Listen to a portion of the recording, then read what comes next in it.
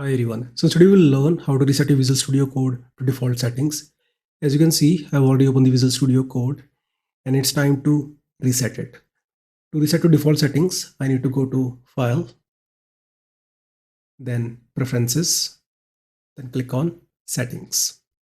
Now here, click on this icon to open settings.json and here delete everything.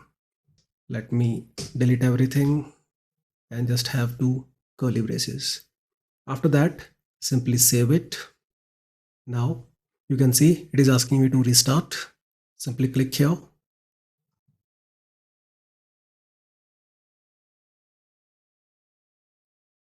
Upon reopen, you will get this sort of a layout. So simply press Ctrl S to save settings.json and close it.